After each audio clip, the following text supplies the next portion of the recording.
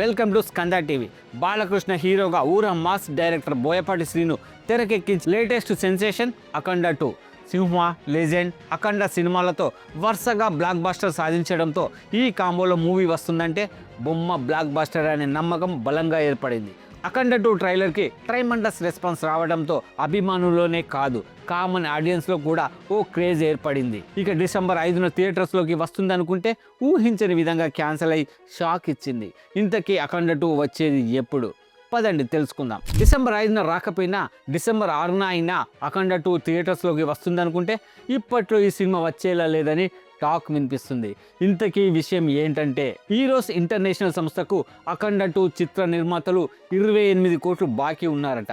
ఆ అమౌంట్ ఇచ్చే వరకు అఖండ 2 మూవీని రిలీజ్ చేయడానికి వీలు లేకుండా చెన్నై హైకోర్టులో పిటిషన్ వేశారు.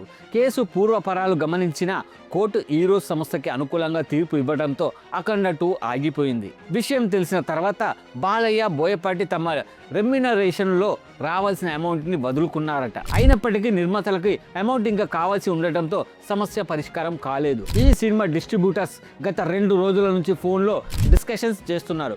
ఇప్పుడు ఆదివారం ఈ డిస్ట్రిబ్యూటర్స్ హైదరాబాద్లో మీటింగ్ పెట్టుకున్నారు. నైజాం ఏరియాకి దిల్ రాజు డిస్ట్రిబ్యూట్ చేస్తున్నాడు.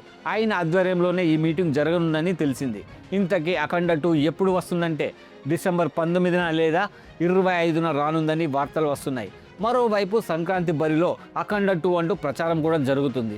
ఏది ఏమైనా 1-2 రోజుల్లో రిలీజ్ డేట్పై క్లారిటీ వస్తుందని సమాచారం.